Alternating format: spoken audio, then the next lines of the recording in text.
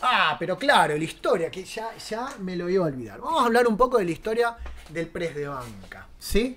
Bien, los primeros registros los van a encontrar para 1869, 1899, o sea, para fines del 1800.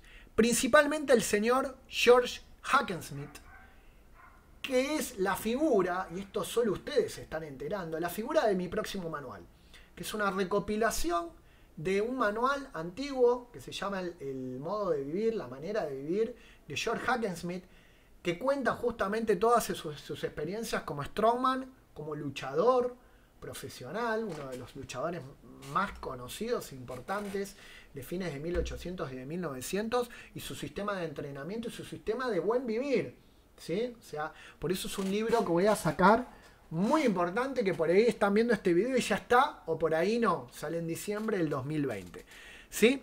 Este señor John Hackenschmidt fue uno de los primeros en realizar el floor press, o sea, el press desde el piso, con aproximadamente 164 kilogramos, lo que no estaba nada mal.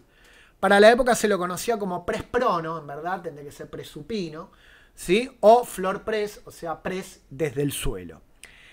Para comienzos de 1900 se empezaron a usar variantes. Una de las variantes se llamaba el belly toss, que es como un empuje de cadera, pero no es un empuje de cadera. Mucha gente ve la foto que está ahí abajo de Arthur Saxon y dice, Brett Contreras no inventó nada, el hip thrust ya existía, che, no lamento decirte que no era un hip thrust. Era un hip thrust, era un empuje de cadera, pero para ayudarte balísticamente, para empujar, para ir a realizar un press. ¿Se entiende? Porque no había manera, no había racks, volvemos a lo mismo de antes, entiéndanlo, estos tipos no tenían rack, no tenían ni bancos, era la barra. Entonces a algunos se le ocurrió, ¿qué pasa si me meto por debajo y empujo? Che, me cuesta un montonazo desde acá abajo, porque no podían ponerse la barra acá, no entraban. Entonces les llegaba hasta el abdomen, la empujaban con el puente y con el abdomen y desde esa posición realizaban, podrían hacer bien su floor press.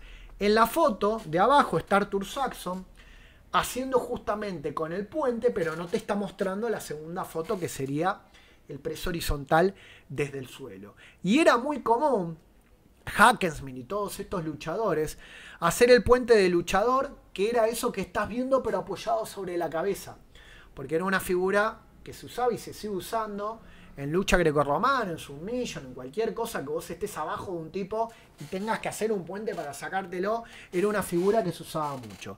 Y estos personajes hacían lo que era el banco plano primitivo con determinados puentes.